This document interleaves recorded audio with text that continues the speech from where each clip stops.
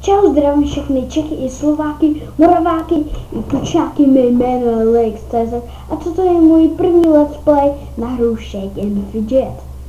Toto je moje 11 úroveň, tady normální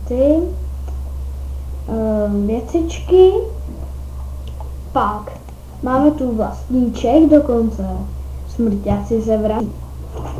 A tak se koukněte na náš Čech. Tady je Punche jako za krále, daroval 12 zlaťáků, já jsem za zlaťáků 7, enemy 4. A enemy je vážně dobrý.